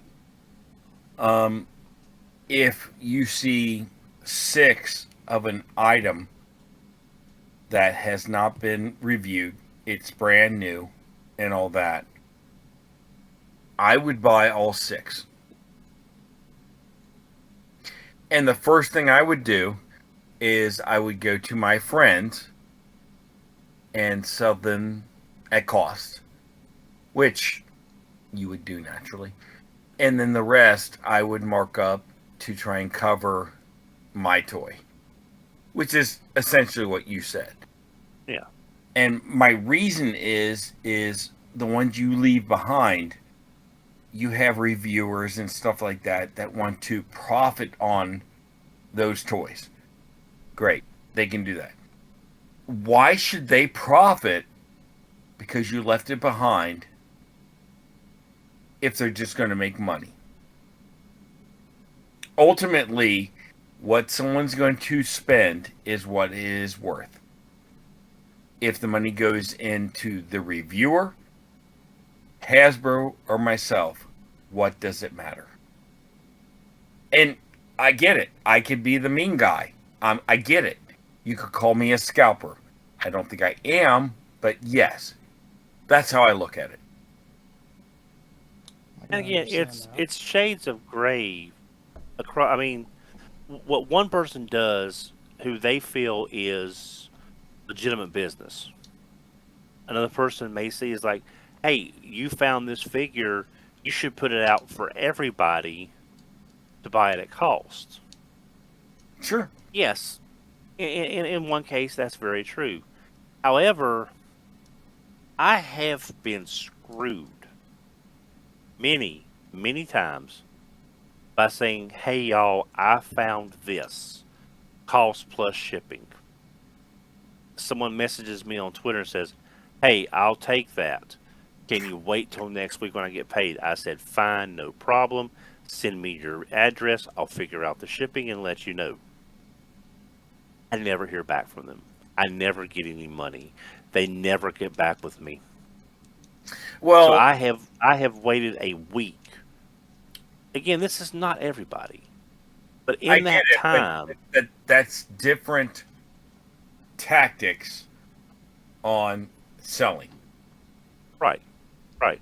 Okay, But I'm I just mean, saying, I can say something I've done that I think is probably a lot different than either one of you guys have done. Back, this is years ago, back when I actually started my YouTube, was during when Transformers Prime was out. And then they did that second edition Viacon. Everybody remembers how fantastic that toy is. How that Viacon's awesome. engineering was amazing. It was around Christmas time. I went into Aldi's. Aldi's had an entire fresh case of nothing but Viacons. I think that was like the easiest way to find it at the Yeah, time. and For guess some what? reason. yeah, Like, a lot, a lot of Aldi, places. Aldi got a ton of them. Yeah, I bought every one of them.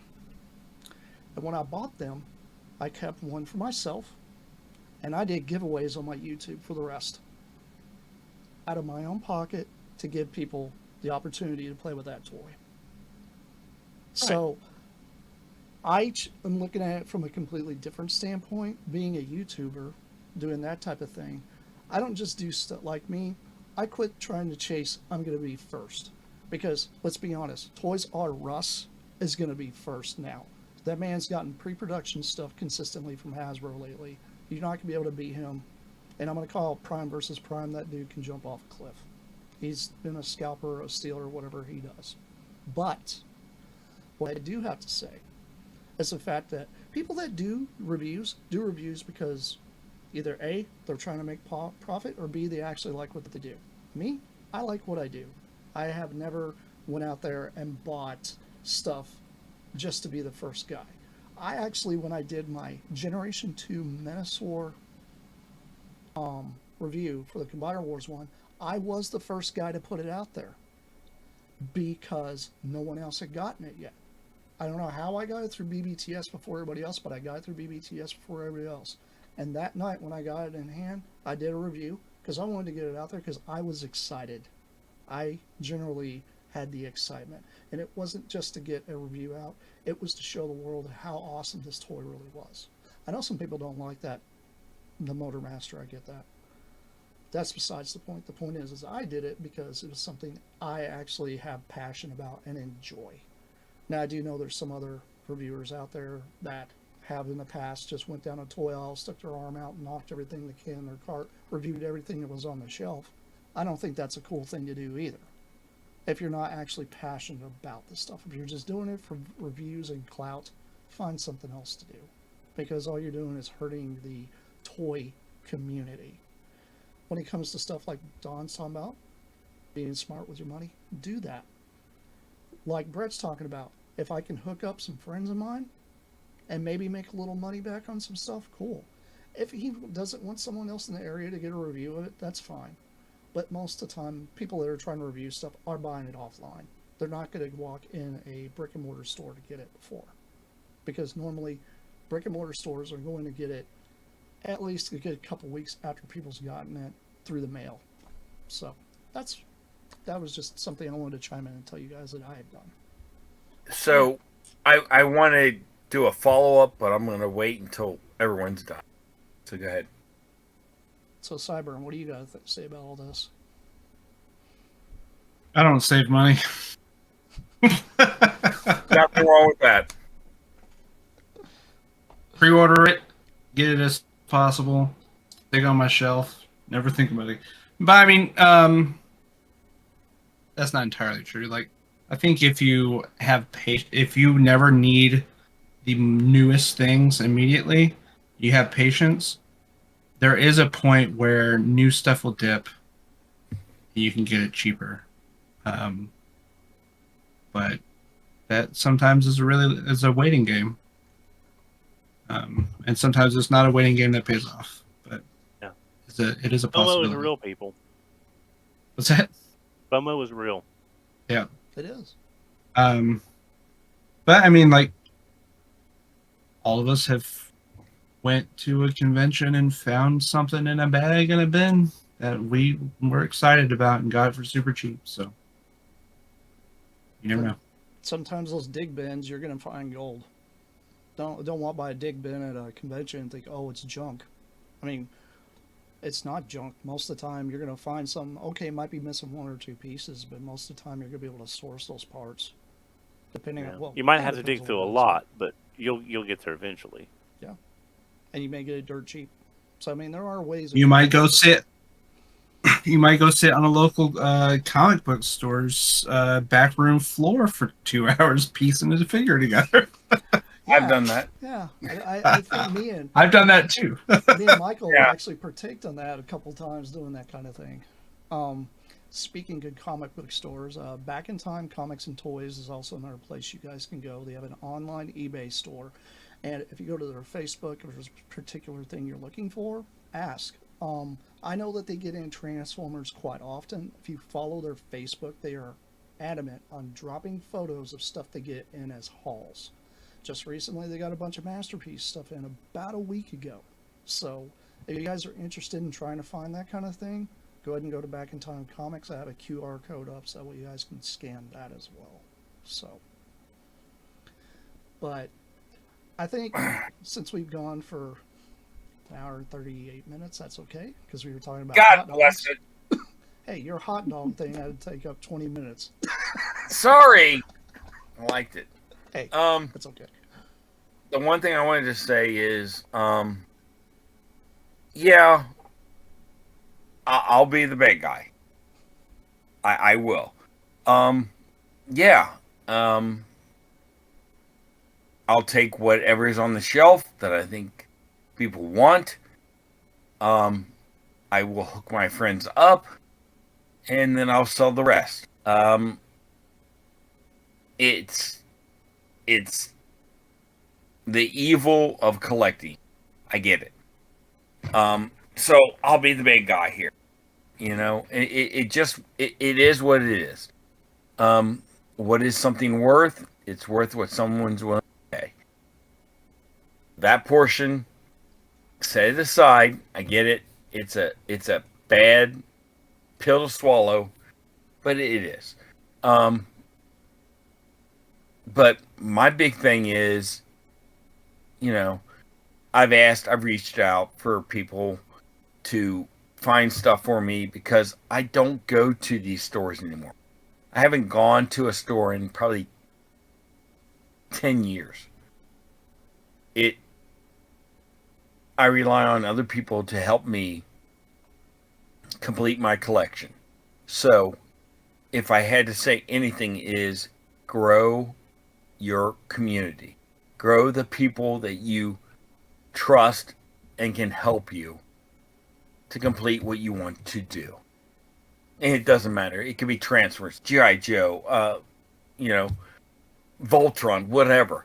It doesn't matter. Get the same people that like what you like and help you, and you help them. And it makes for a better community. And you make a lot of Definitely. friends along the way. Dude, I've got friends.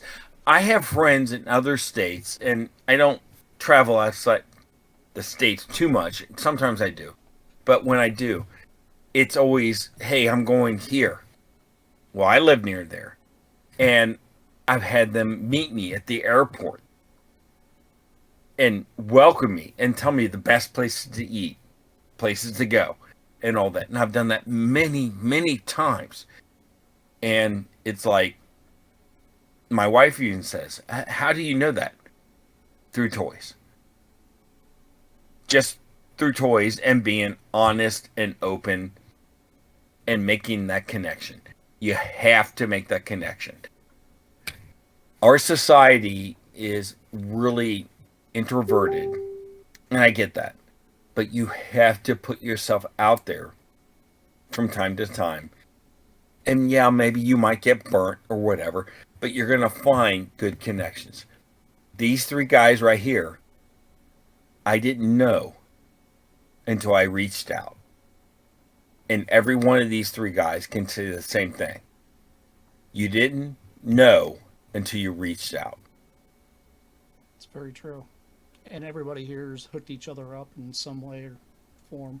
You know, I remember Don bought my first Glacial Lord, and I hooked him up with a custom Headmaster RC. Do you still have that crazy thing? Yeah, I it's made? It's downstairs in my collector's room. It's gonna go right on my RC shelf whenever I get it done. And I remember when we went to a comic convention, me and Michael spent a lot of time going through stuff and finding some cool stuff and finding, like, I mean, I helped him get a Jetfire for absolutely nothing, basically. I So also that was a remember cool find. Jason coming to my house on his way to his move. And Michael, we've met. Don, we've met. Mm. And we're at different geographical areas, but we come together because it's fun. I mean, I try and explain, like if I was to explain the 13 primes to my wife, I mean, come on, it's something we can talk about, and that's why we do what we do. It's very true. Because it's hard for me to, because my other half, she understands who certain characters are, but I mean, honestly, she's maybe slightly interested in what I do, but she's more interested in her other stuff. So, and there's nothing wrong with this. She's also a toy collector as well, though. She collects Barbie and stuff like that, which is pretty neat. It's kind of funny. I'm looking at a bunch of the BTS dolls that she has because she's been collecting K-pop stuff because she likes the musician dolls and stuff like that. Really, really neat toys. It is a different style of collecting, but it is still toys. And it's all about community, knowing who you can connect with. There's times I'll go out and I'll be out looking for something for me, and I'll end up finding something for her. So think about this when you're out and about and you're looking for stuff. You might end up finding something that a friend of yours has been looking for some time. You can hook them up with. I myself, at Absolutely. Comic-Con, it was a bust for me on comics, on my end and on Brett's end. I could not find half this stuff, so I told Brett to try to reach out to the comic shops that he may end up having this stuff in his archive, and I'm telling you, his archives are like enormous. So I don't know what the man has. You know, um, he has a lot of like Silver Age, Golden Age, Bronze Age books, like hard to find stuff. So he primarily deals with a lot of that style of comic, but there's times he does get into her stuff, and he isn't even really sure until he does the research to find out about it himself. So, and that's the thing, you're never too old to learn.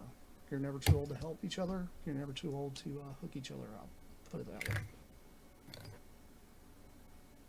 Yeah, exactly. I mean, like I said, I'm the bad guy in the group, but I mean, honestly, I mean, I'll hook anyone up. I'll help people, especially people I know, and it's for the collector and the community that I do it.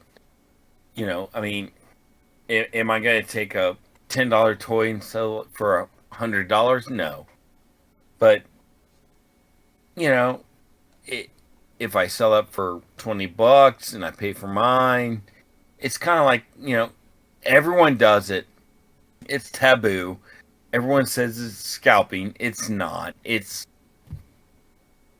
the market. It's just the way our collecting community is. And I can vouch. I'm trying to remember who it was. I watched somebody on YouTube, and I can't remember which channel it is offhand. But I did watch this one guy, and he basically took an entire road trip all around Florida, hit every single solitary target that was to try to finish everything that Target had carried Transformers wise. This was like he did it within a certain time period, and he also hit every single solitary one, and he still couldn't find everything. And that's just in one district. That is just Florida. So you got to think sometimes people up in New York are going to get one that we're not going to get. People in California is going to get stuff that we're not going to get. Being stuck in the Midwest, it's a dry zone out here. Like I haven't ever seen a Titan on a shelf in this area. Like it doesn't happen in the Midwest that often. So a lot of this stuff never even trickles in that far.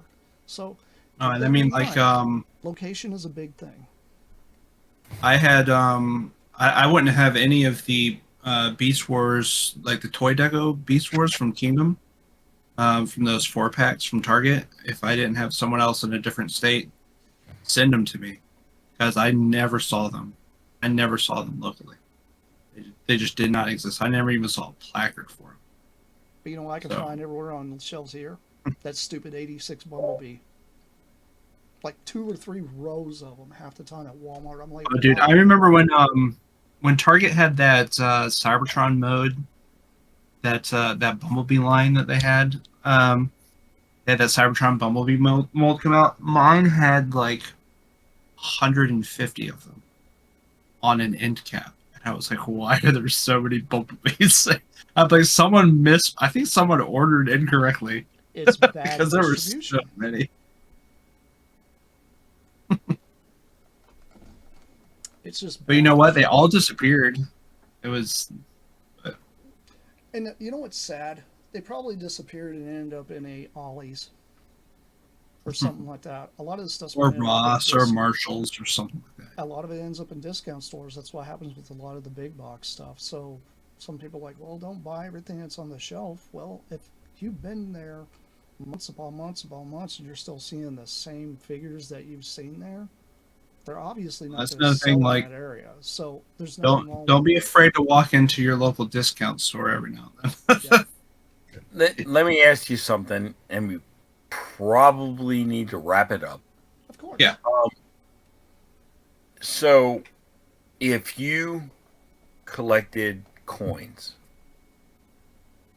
and many, many years ago you got a coin, and you paid X amount of dollars for, and then in today's market it's worth 100 times more,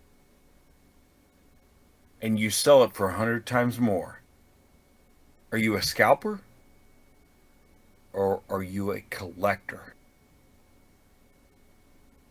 I wouldn't think you'd be a scalper. I mean, honestly, that's like a collection thing, unless you have a stack of them, like I'm talking like a huge stack, then Okay. kind of, Okay. I would say that you're more hoarding them than scalping them at that point, because scalpers will more or less, they buy something they know that's going to be hot off the shelf, turn it back around and throw it on eBay.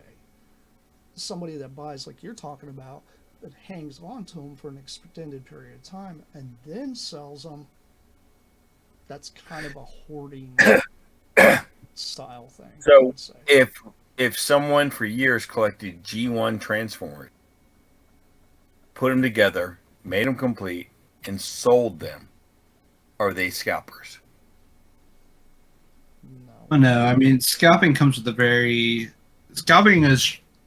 very like defined hitting something on a New at a stuff? store, pretty much just new stuff that you basically deny normal retail customers from getting.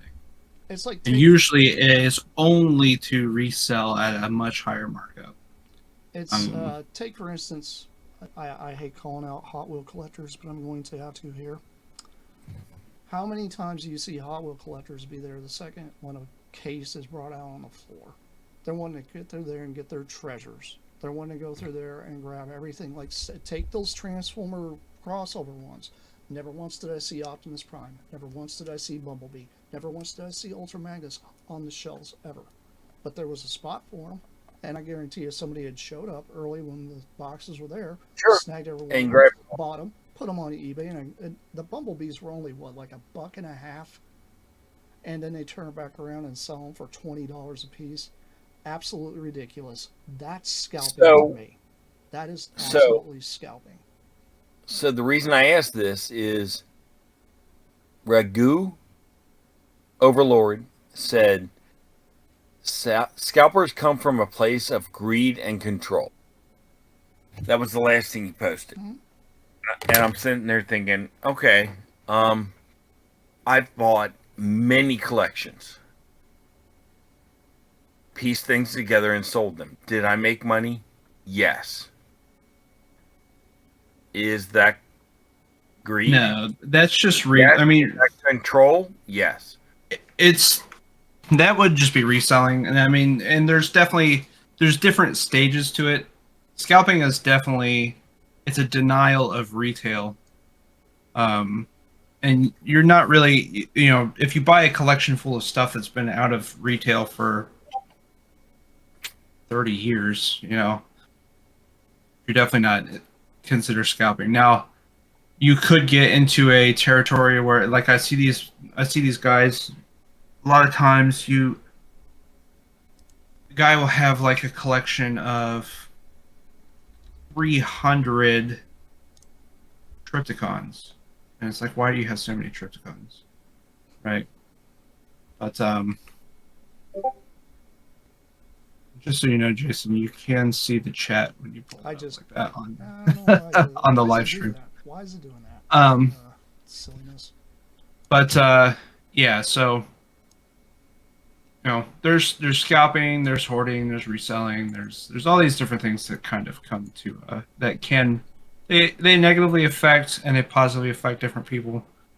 Some people would say as simply as me asking someone in a different state to be on a lookout for a toy that I've not had success finding in my state would constitute some degree of scalping because it denies someone in their location that figure. But at the end of the day, it's whatever you're comfortable with, and if they're buying it for another collector and sending it to another collector, or if they're like Don said he does, where buy two, resell one for what people are willing to pay for it, and recoup some of your costs. Yeah, I mean, I've actually sold stuff less than what other people are because I wasn't trying to get every dollar possible. Yeah. It's like other people were selling them for like $50, $60. Because the I people only buying wanted- it for $60 probably have a good reason why they're buying it for $60. Right. I'm just saying, look, I'm not going to be. I want to go ahead and get most of my money back for what I want this thing, and have some left over to pay for the figure I want. So if I buy a Transformer for 30, and I buy a Star Wars figure for 20, and I sell the Star Wars figure for 40, and I make $10, my $30 figure is now 20. That's fine with me. I've still saved some money. I But that being I hate- said, I hate to be a downer, but I really think this could be a topic for another show. yeah, I agree. This Because topic we can carry on have for a while. So many different variances on this and thoughts that I think we could go another hour on this, and we're already over our hour. Yeah, I know. But anyway, we're going to go ahead and wrap up here. Thank you guys for tuning in to Plasticast. Let everybody else say their goodbyes, and then we're going to get out of here. And we won't be back next week. I'm out of town, so I won't be here. So that's just What the crap? Yeah, what the crap? Family stuff happens. You know it. I know it. Dawn had Family. stuff going on last week. So did Michael. It happens to all of us. So you know. Yeah, I hung out with my nephew. He's only 1 month and 1 year and 3 months old, so had fun. 1 year and 3 months old. And I started to say Why 1 would month you and 3 say months old. 13 months. But okay. 13. That's 15 months, Brett. Okay. Well, let everybody else say their goodbyes, and then we're going to get out of here. All right. Well, I'm Headmaster Don. I can be found over also on Radio Free Cybertron every Wednesday at 8 p.m. on tfradio.net. I can also be found on Twitter at HMRC, the number 4 EVR, and on Blue Sky at HMRC, the number 4 EVR.bluesky.social. Megamus. I don't have all that crap. Okay. Megamus is not a social butterfly. I'm not. I'm here. If you know how to find me, you do. Yeah. Bye. Bye, everybody. And you guys know, this has been Blascon, and this is us signing off. We'll see you all. Take care, Yep. everybody.